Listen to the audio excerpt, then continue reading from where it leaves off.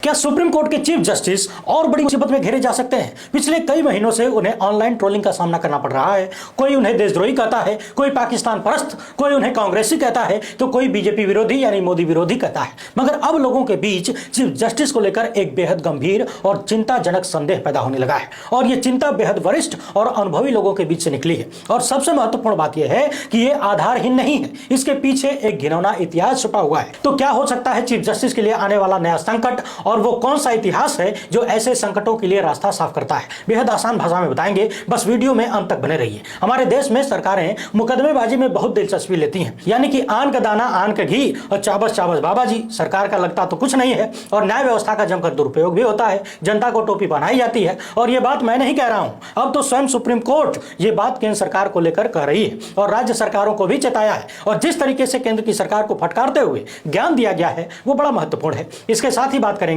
कि क्या अब प्रियंका गांधी भी कानून के शिकंजे में फंसने वाली हैं और जेल यात्रा भी हो सकती है क्या? जी हां, मध्य प्रदेश से कुछ ऐसी ही खबरें आ रही हैं, उस पर भी विस्तार से बात करेंगे। अच्छा, एक बात आप लोग जानते हैं कि नहीं, मणिपुर के साथ धोखा न तो मणिपुर की भाजपा सरकार ने किया है और न ही केंद्र सरकार ने किया है, यानी डबल इंजन एकदम साफ सुथरा है। धोखा तो विपक्षी पार्टियों ने किया है। यह बात मेरी नहीं है, यह विश्वगुरु टाइप के किसी नेता का कहना है। यह कहानी भी बड़ी सुंदर बन चुकी है, ध्यान से सुनिएगा और हाँ, हंसिएगा भाई अपने रिस्क पर। ब्रजभूषण सिंह के मामले में हमने महीनों पहले जो संदेह जताया था और आप सबके सामने जो चिंता व्यक्त की थी, अब वो कहानी असलियत में बदलने लगी है, यानी असली रूप लेने लगी है। एक रिपोर्ट सामने आई है जो पूरे देश के लिए चिंताजनक है। इन सभी मामलों पर विस्तार से बातचीत करेंगे, मगर उससे पहले आप सभी से अनुरोध है कि यदि आप पहली बार देख रहे हैं तो फेसबुक पर हमारे पेज को फॉलो और लाइक कर लीजिए, यूट्यूब पर सब्सक्राइब करके घंटा बजा दीजिएगा टन से। देश को गोदी मीडिया के जहरीले प्रकोप से बचाने और आम आदमी की आवाज को बुलंद करने में हो सके तो हमारे सहायक बनिए। इस क्यूआर कोड या फिर मोबाइल नंबर का प्रयोग करते हुए हमें आर्थिक रूप से मजबूत करने का प्रयास जरूर करें। और हाँ, हर एक वीडियो को लाइक, कमेंट और शेयर करना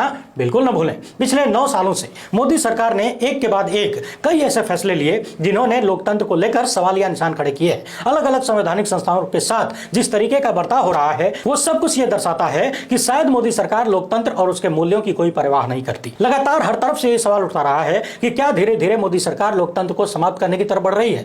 आरोप लगा कि सबसे पहले मोदी सरकार ने देश के मीडिया घरानों पर कब्जा किया, यानी कि देश की मीडिया को गोदी मीडिया में तब्दील कर दिया। किसी मंत्री, विधायक या सांसद की तो कोई हैसियत नजर नहीं आती। ये बात आए दिन सामने आती रहती है। न्यायपालिका को लेकर भी लगातार सवाल उठते रहे हैं कि कोई भी प्रयास छोड़ा नहीं जाता है उसे अपने कब्जे में रखने के लिए। और ये आरोप मेरे नहीं है, चारों तरफ से अपने आसपास आप देख सकते हैं। राजनीतिक लोगों से लेकर आम आदमी भी इस पर चर्चा करने लगा है। कई साल बाद देश के लोगों को न्यायपालिका को लेकर एक उम्मीद की किरण नजर आई थी, चीफ जस्टिस डीवाई चंद्रचूड़ के रूप में। अब देश के लोगों के मन में सीजीआई को लेकर यह खुशी थी कि कम से कम एक संस्थान तो ऐसा है जहां से न्याय की उम्मीद लगाई जा सकती है। मगर जब से chief justice of India DY Chandrachud अपने पद पर बैठे हैं, उन्होंने ऐसे कई फैसले दिए, ऐसे कई वक्तव्य कहे जो सरकार के लिए संकट का सबब बने हैं और जिन्होंने सरकार को आईना दिखाने का काम किया है। अब तक जो सरकार कथित रूप से बेलगाम हो गई थी, उस पर भी लगाम लगाने का काम चीफ जस्टिस ने अपने फैसलों के माध्यम से किया है। और आप उनके तमाम फैसलों और वक्तव्यों को यदि निष्पक्षता से देखेंगे तो यह बिल्कुल कहा जा सकता है कि कानून और कानूनी दांव पेच को ना भी समझने वाला व्यक्ति भी यह मानता था कि इस मामले में तो ऐसा ही फैसला होना चाहिए और चीफ जस्टिस के तमाम फैसलों को कोई भी निष्पक्ष व्यक्ति मेरिट के आधार पर मानेगा।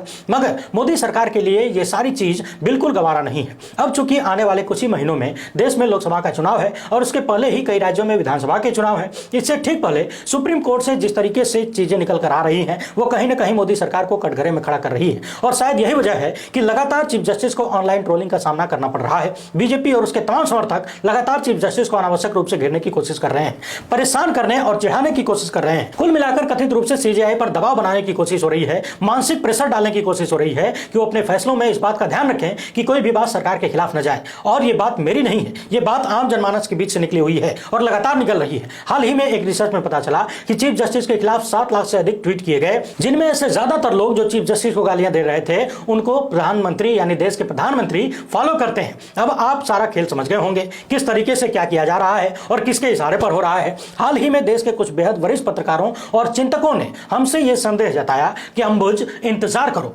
बहुत जल्द चीफ जस्टिस चंद्रचूड़ के ऊपर किसी महिला के साथ छेड़खानी करने जैसा आरोप लगाया जा सकता है। किसी महिला को भेजकर उससे यह आरोप लगाया जा सकता है कि चीफ जस्टिस डीवाई चंद्रचूड़ ने उनके साथ छेड़खानी की है, या फिर उनके मोबाइल फोन में, उनके किसी भी इलेक्ट्रॉनिक गैजेट में कोई ऐसा दस्तावेज या फिर कुछ भी डाला जा सकता है जिससे उनके ऊपर देशद्रोही होने का लांछन लगाया जा सके। उनके घर से, उनकी गाड़ी से, उनके आसपास से कुछ न कुछ ऐसा बरामद किया जा सकता है जिससे उन्हें बदनाम करने का प्लान सेट किया जा सके, या फिर इससे भी बड़ी, इससे भी गहरी कोई साजिश की जा सकती है है जिसकी कल्पना हम और आप नहीं कर सकते। जब उन लोगों ने मुझसे इस तरह की बातें कही तो मुझे याद आया पुराने जस्टिस रंजन गोगोई का मामला। यदि आपको याद ना हो तो याद दिला देता हूं। जस्टिस रंजन गोगोई समेत कई सारे जज पहली बार भारतीय इतिहास में सुप्रीम कोर्ट से बाहर निकलकर प्रेस कॉन्फ्रेंस करके कहते हैं कि उन पर अनावश्यक रूप से दबाव बनाया जा रहा है फैसलों में। तभी कहानी सामने आई कि किसी महिला ने रंजन गोगोई के ऊपर छेड़खानी का आरोप लगाया। फिर पता चला कि रंजन गोगोई को ही इस मामले की जांच की जिम्मेदारी भी दे दी गई, यानी जिस पर छेड़खानी का आरोप लगा वही छेड़खानी की जांच करेगा कि मैंने छेड़खानी की कि नहीं। और इसके बाद क्या हुआ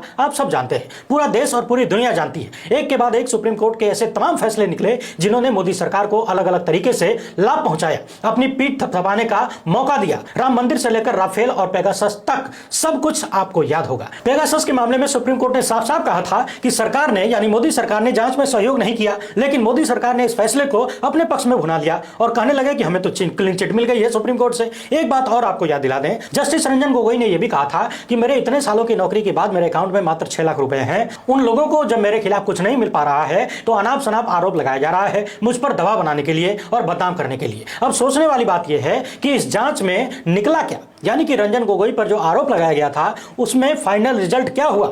ये मामला कितना चिंताजनक है कि अब तक इस मामले में स्पष्ट रूप से कुछ सामने नहीं आया। यदि आया हो और आपको जानकारी हो तो बताइएगा, हमें तो कोई जानकारी नहीं मिल पाई है। आप खुद ही सोच कर देखिए, यहां दो बातें हो सकती हैं, या तो जस्टिस रंजन गोगोई ने छेड़खानी की होगी या फिर उन पर जो आरोप लगाया गया वो झूठा होगा। यदि उन्होंने सच में छेड़खानी की थी तो क्या बड़े पद पर होने की वजह से एक महिला के सम्मान को ताक पर रख दिया गया और रंजन गोगोई पर कोई एक्शन नहीं हुआ? और यदि उस महिला ने गलत आरोप लगाए थे तो यह बात कितनी ज्यादा चिंताजनक है कि 130 करोड़ लोगों की आबादी वाले देश के सबसे बड़ी अदालत के सबसे बड़े जज के ऊपर इतना गंभीर आरोप लगाया जाता है एक महिला द्वारा। और यदि उस महिला ने गलत आरोप लगाए थे तो यह बात कितनी चिंताजनक है कि 130 करोड़ लोगों की आबादी वाले देश के सबसे बड़ी अदालत के जज के ऊपर इतना गंभीर आरोप कोई महिला यूं ही मुंह उठाकर लगा देती है। क्या यह देश की सबसे बड़ी अदालत का अपमान नहीं है? मगर कहा जाता है कि वो है तो मुमकिन है। अब ये वो कौन है ये आप सब जानते हैं। तो यदि रंजन गोगोई वाले मामले को ध्यान में रखा जाए तो उन बुजुर्ग पत्रकारों ने जो चिंता व्यक्त की है उसमें कहीं कोई अतिशयोक्ति नजर नहीं आती।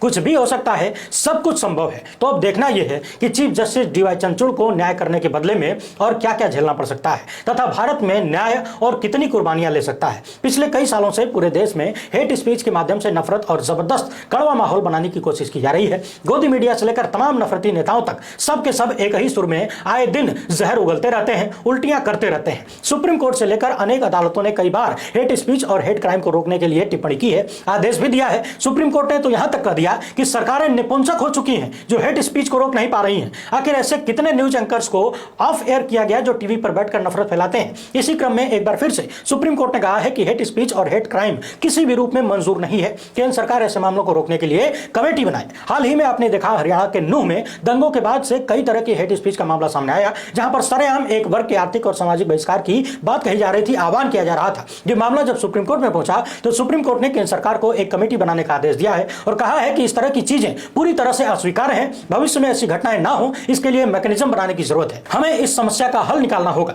देश का एक राज्य मणिपुर पिछले 3.5 महीनों से चल रहा है, मगर जिस तरीके का बर्ताव भाजपा के डबल इंजन की सरकारों ने किया है उसे देखकर ऐसा लगता है कि दोनों इंजन एक साथ धुआं छोड़ के बंद हो गए हैं। जिन लोगों को मणिपुर की जिम्मेदारी लेते हुए काम करना चाहिए वो लोग सामने वालों पर यानी सवाल करने वालों पर ही आरोप मढ़ने में लग गए हैं। पिछले दिनों आपने देखा कि बीजेपी के तमाम बड़े बड़े नेता मणिपुर की घटना को लेकर कांग्रेस को जिम्मेदार ठहराने में लग गए। स्मृति ईरानी भरी संसद में कहती हैं कि मणिपुर में जो कुछ हुआ उसके लिए कांग्रेस जिम्मेदार है। और अब स्वयं देश के प्रधानमंत्री कह रहे हैं कि विपक्ष ने मणिपुर के साथ धोखा किया है। पहले अविश्वास प्रस्ताव लाए फिर वोटिंग से भाग गए। वे इस पर चर्चा ही नहीं चाहते थे, जबकि असलियत क्या है ये आप सब जानते हैं। हफ्तों से विपक्ष मणिपुर के मामले पर प्रधानमंत्री से जवाब मांग रहा है, लेकिन आखिरी दिन सदन में आने के बावजूद प्रधानमंत्री जी घंटों तक बोलते रहे, फिर भी मणिपुर के मामले पर कुछ नहीं बोला।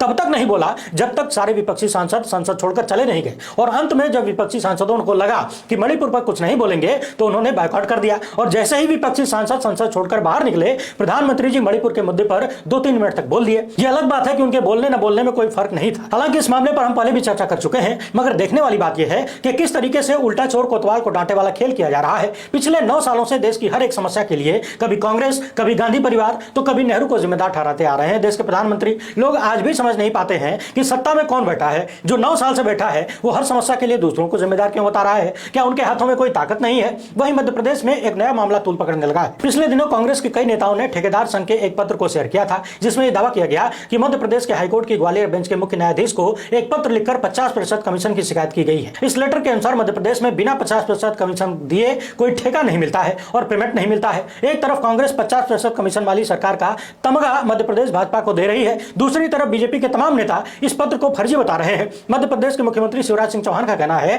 कि भ्रम फैलाया जा रहा है, लेटर में जो एड्रेस है वो कहीं है ही नहीं, कहीं मिल ही नहीं रहा है, आदमी है ही नहीं, संस्था का आता पता नहीं है, चिट्ठी फर्जी है, सूत न कपास, कांग्रेसियों में लट्ठम लट्ठ। वहीं मध्य प्रदेश के गृह मंत्री नरोत्तम मिश्रा का कहना है कि कांग्रेस मध्य प्रदेश में मुद्दा विहीन हो चुकी है। कांग्रेस ने पहले राहुल गांधी से झूठ बुलवाया और प्रियंका गांधी से झूठा ट्वीट करवाया है। प्रियंका जी, आपने जो ट्वीट किए हैं उसके प्रमाण दो, अन्यथा हमारे पास कार्यवाही के सारे विकल्प खुले हुए हैं। यानी कि साफ साफ मध्य प्रदेश के गृह मंत्री प्रियंका गांधी को कानूनी कार्रवाई की धमकी देते हुए नजर आ रहे हैं। आपको बता दें कि पिछले दिनों कर्नाटक में चुनाव होने वाला था, मगर चुनाव के महीनों पहले वहां के ठेकेदारों ने देश के प्रधानमंत्री को पत्र लिखकर गुहार लगाई थी और शिकायत की थी कि कर्नाटक में बिना 40% कमीशन दिए कोई ठेका पास नहीं होता, कोई टेंडर नहीं मिलता, और यदि हम 40% कमीशन दे देंगे तो फिर काम कैसे करेंगे और काम की गुणवत्ता कैसी देंगे। मगर इस कहानी का अंत एक ठेकेदार की आत्महत्या से हुआ। इसके बावजूद देश के प्रधानमंत्री ने इस आरोप पर कोई कार्यवाही नहीं की और कर्नाटक के विधानसभा चुनाव में कांग्रेस ने इस मामले को जबरदस्त तरीके से बुनाया। जगह जगह पे सीएम के पोस्टर लगाए गए और बीजेपी को भ्रष्टाचार के आरोपों में बुरी तरह से जकड़ दिया गया।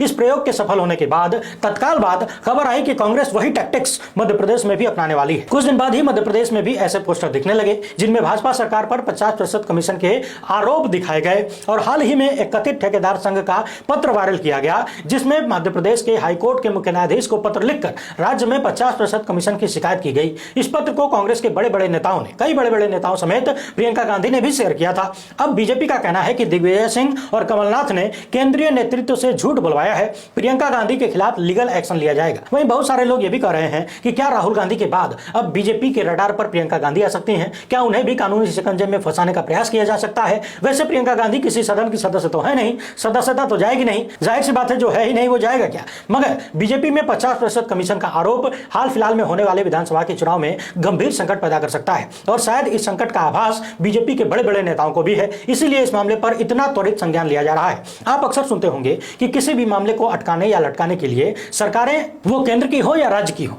न्यायालय में पहुंच जाती हैं और मामले को सालों साल खींचा जाता है, बिना ये देखे कि उससे कितना बड़ा लोकहित का नुकसान हो रहा है, कितने लोगों की जिंदगी पर असर पड़ रहा है। और अब इस बात पर खुद सुप्रीम कोर्ट ने मुहर लगा दी है। जी हां, सुप्रीम कोर्ट के न्यायाधीश जस्टिस BR गवई ने शुक्रवार को भारत संघ द्वारा दायर किए गए एक याचिका को खारिज कर दिया और कहा कि 70% सरकारी मुकदमे निरर्थक होते हैं और अदालत के कार्यभार को कम करने के लिए इन्हें कम किया जा सकता है। जस्टिस गवई ने कहा कि सुप्रीम कोर्ट ने पहले भी जुर्माना लगाकर इस तरह की प्रथा की निंदा की है, यानी बेकार की मुकदमेबाजी की निंदा की है। और जस्टिस गवई ने यहां तक कह दिया कि गरीब किसानों को अनावश्यक रूप से परेशान किया जा रहा है, यानी कि केंद्र सरकार किसानों के खिलाफ मुकदमा लड़के बेवजह उन्हें परेशान कर रही है। यह बात कहते हुए सुप्रीम कोर्ट के जज ने मामले को खारिज कर दिया। अब सुप्रीम कोर्ट ने आगे जो कहा उसे जरा ध्यान से सुन लीजिए। जस्टिस गवई ने कहा कि अगर भारत सरकार निर्णय ले तो 70% मुकदमेबाजी कम हो सकती है। हमें संघ के साथ साथ अधिकांश राज्य सरकारों द्वारा बहुत सारे तुच्छ मुकदमे देखने को मिलते हैं। यदि सरकारें ऐसे मामलों में कटौती करने का निर्णय लें तो इस अदालत की 70% भूमिका कम हो सकती है। यानी कि जस्टिस गवई ने साफ साफ कहा कि यदि सरकारें, अलग अलग सरकारें और केंद्र सरकार बेमतलब की मुकदमेबाजी रोके और उसमें कमी लाए तो अदालतों का 70% बोझ कम हो जाएगा। पिछले दिनों ऐसे कई मामले सामने आए जब अदालतों ने कहा कि सरकारें गैर जरूरी मुकदमेबाजी करती हैं, ये भी नहीं देखती कि उसमें अपने ही देश की जनता के हितों का नुकसान है। आप अक्सर इस तरह के आरोप सुनते होंगे कि जब किसी भर्ती परीक्षा या फिर किसी भी मामले को लटकाना होता है तो सरकार उसमें मुकदमेबाजी खेलने लगती है और फिर तारीख पे तारीख मिलती रहती है। ज्यादातर समय पर सरकारी वकीलें नहीं पहुंचता है, सरकार का वकील नहीं पहुंचता है और तारीख बढ़ती जाती है। एक तरफ तारीख बढ़ती है और दूसरी तरफ सरकार का काम चलता रहता है। और जब कोई पूछ ले कि फलाना भर्ती का क्या हुआ, इतने साल से क्यों अटकी है, तो सरकार साफ साफ कह देती है कि मामला न्यायालय में लंबित है। पिछले दिनों भाजपा के सांसद और कुश्ती संघ के अध्यक्ष ब्रजभूषण सिंह पर महिला पहलवानों ने यौन शोषण का आरोप लगाया था। लगातार वे कार्रवाई की मांग कर रही थी, धरना देती रही, मुकदमा तक दर्ज नहीं हुआ। अंत में सुप्रीम कोर्ट जाने के बाद चीफ जस्टिस ने FIR दर्ज करने का आदेश दिया। FIR तो हो गया, मगर FIR के बावजूद कोई कार्रवाई नजर नहीं आई। कम से कम वैसी कार्रवाई तो बिल्कुल नजर नहीं आई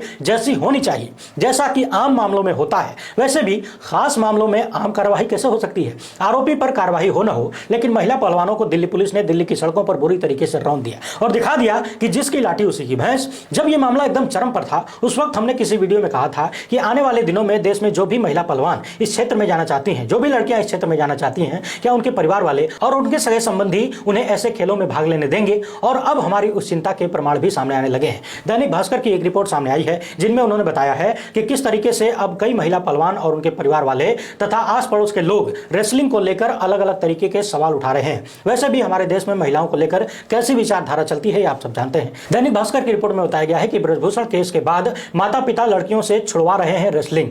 जाहिर सी बात है, कोई भी माँ बाप नहीं चाहेंगे कि उनकी बेटी एक खेल में हिस्सा ले, ऐसे खेल में हिस्सा ले, और जब बेटियों के साथ कुछ कर दिया जाए, यदि वे न्याय मांगे तो फिर उन्हें सड़कों पर पुलिस के बूटों के नीचे रौंद दिया जाए। मगर सवाल यह है कि खेलो इंडिया का नारा देने वाले अब कहां हैं? आज हमारी वो चिंता साकार रूप लेने लगी है। कुश्ती में 3 नेशनल मेडल जीत चुकी नेशनल मेडलिस्ट मान्या ठाकुर बताती हैं कि एक दिन पापा आते हैं और अचानक कहते हैं कि अब कुश्ती मत खेलो। आस पड़ोस के लोग भी मेरी कुश्ती खेलने पर बातें करने लगे हैं। फेडरेशन में जो कुछ हुआ उसके बाद मुझे लगा कि मेरा करियर खत्म हो गया है। ये बातें सुनाती हुई मान्या ठाकुर की आवाज बार बार कांपती है। ये केवल एक मान्या ठाकुर की कहानी नहीं है। हरियाणा, दिल्ली, मध्य प्रदेश के कुछ अन्य शहरों में अखाड़ों से आने वाली रिपोर्ट बताती है कि महिला पहलवानों की संख्या 50% से भी कम हो गई है, यानी आधे से भी कम महिलाएं अब सामने आ रही हैं। अंतर्राष्ट्रीय स्तर पर भारत के लिए मेडल जीत चुकी उन्नति राठौर बताती हैं कि जब मैं कैंप में जाती हूं तो पापा बार बार वीडियो कॉल करते हैं। जाहिर सी बात है, वीडियो कॉल किस लिए करते होंगे ये बताने की जरूरत नहीं है।